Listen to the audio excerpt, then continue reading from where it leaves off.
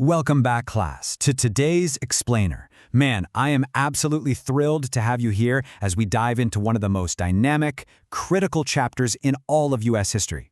Today, we're going to explore the intense, grassroots fight for voting rights during the Civil Rights Movement.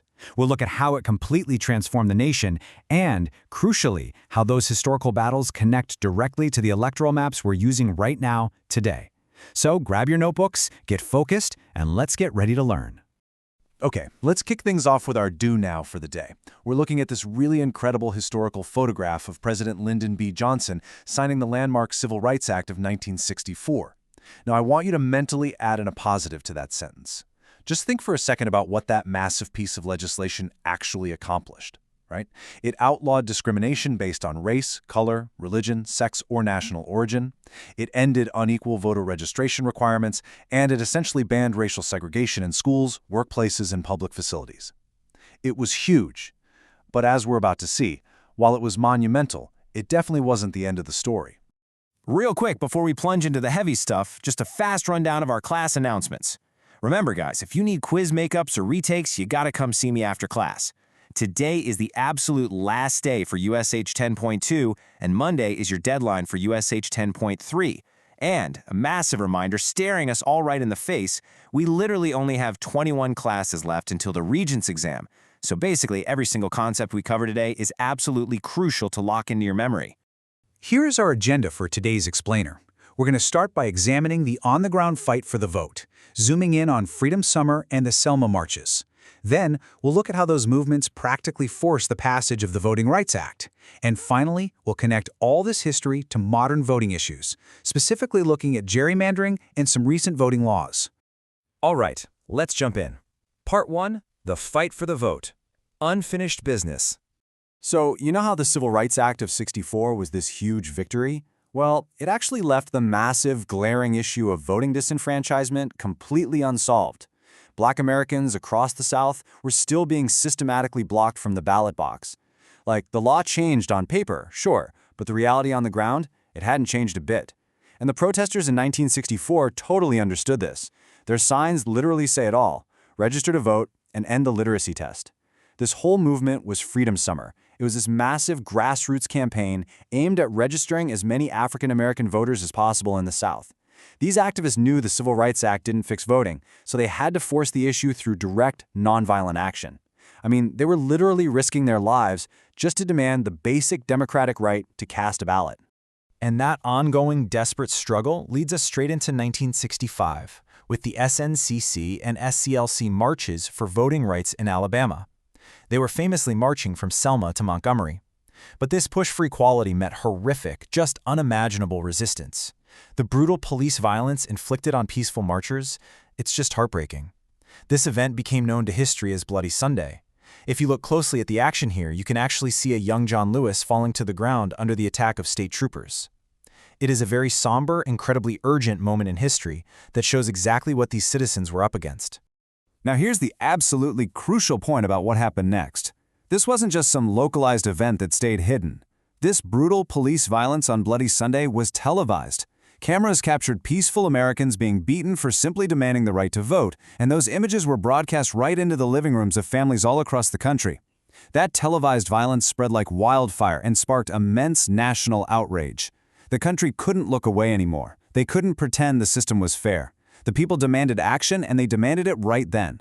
Which brings us to Part 2, the Voting Rights Act, a legislative landmark. That massive national outcry from Selma basically forced the hand of lawmakers in Washington. Let's look at this timeline to see how this builds up so incredibly fast. In 1964, we have Freedom Summer driving the grassroots effort. Also in '64, poll taxes are officially banned via the 24th Amendment. But the resistance continues anyway, culminating in the horrific violence of Bloody Sunday in early 1965. The sheer momentum, the pure public outrage from that single event acted as a catalyst. It led directly to the passage of the Voting Rights Act later that same year in 1965. It's just a powerful, undeniable example of how quickly public outrage can translate into massive federal action. So, what did the Voting Rights Act of 1965 actually do? Well, most importantly, it explicitly banned literacy tests and other restrictive, tricky practices used to disenfranchise black voters. But the real teeth of the law, the true game changer, was that it established federal supervision of elections. Think of it kind of like a sports game, right? Imagine if the local umpires keep secretly changing the rules mid-game so one team literally can't win. The Voting Rights Act brought in the federal government as the ultimate overriding referee to make sure state officials couldn't just invent new ways to block the vote. It completely leveled the playing field. And you can really see the gravity of this historic moment captured on film. Here's President Johnson shaking hands with Dr. Martin Luther King Jr. right alongside other prominent civil rights leaders immediately after signing the Voting Rights Act into law at the Capitol.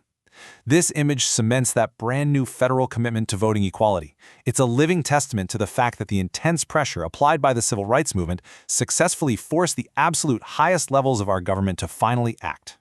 And guys, the impact was immediate. I mean, undeniable.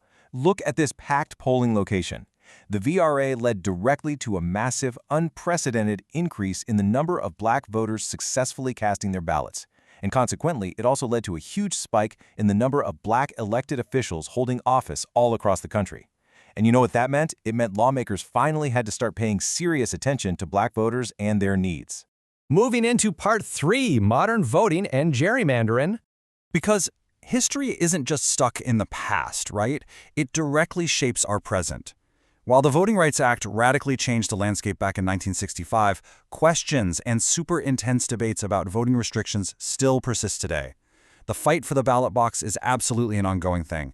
To really understand modern elections, you have to understand this exact vocabulary word, gerrymandering. Gerrymandering is defined as manipulating the boundaries of an electoral constituency, meaning a voting district, so as to favor one specific political party or class over another.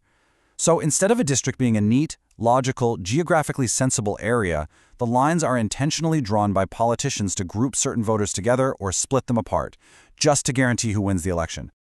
Now let's look at the actual visual proof of gerrymandering in action today. Look at the bizarre districts in states like Maryland, Texas, Illinois, and Louisiana. According to the Compactness Index, these are literally some of America's most gerrymandered congressional districts. They don't look like squares or circles, do they? They look like wildly distorted shapes, almost like squiggly ink blots or jagged puzzle pieces. These totally strange borders were intentionally drawn exactly this way to capture specific voting blocks while completely excluding others. Crazy, right?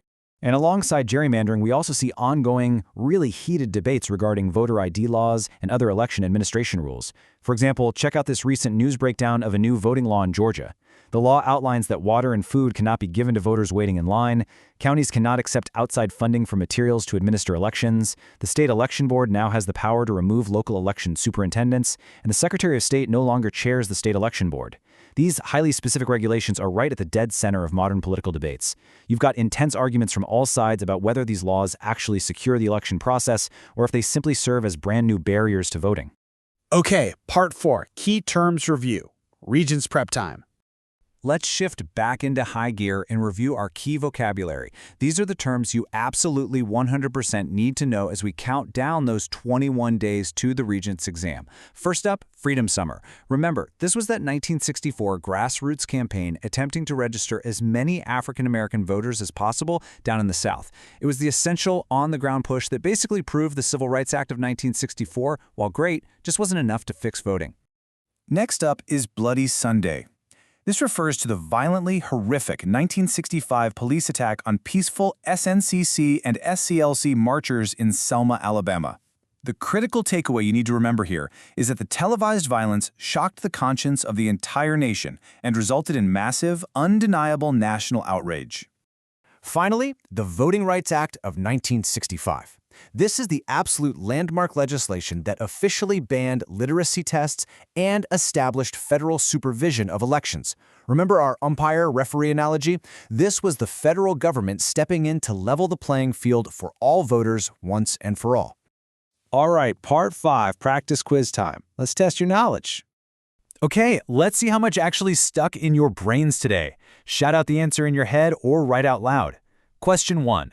What major televised 1965 event directly caused national outrage and pushed the passage of the Voting Rights Act? Got your answer? It was Bloody Sunday in Selma. Seeing state troopers attack peaceful marchers on the Edwin Pettus Bridge literally changed the entire course of American history. Question 2. Under the Voting Rights Act of 1965, what specific test was banned to prevent the disenfranchisement of voters? Think back to those protest signs from Freedom Summer. The answer is literacy tests. The federal government finally outlawed them for good. And for our last one, question 3. Looking at modern voting, what term describes drawing incredibly strange electoral map boundaries just to favor a specific political party or class? You got it, that's gerrymandering. Now, before we wrap up today, I really want to leave you with a provocative thought. What do your own local electoral maps look like? Are they neat little squares, or do they look like those jagged, crazy ink blots we saw today? Seriously, go look it up tonight. Thank you so much for joining me for this explainer. Keep studying hard, keep asking those big questions, and I will see you all in the next class.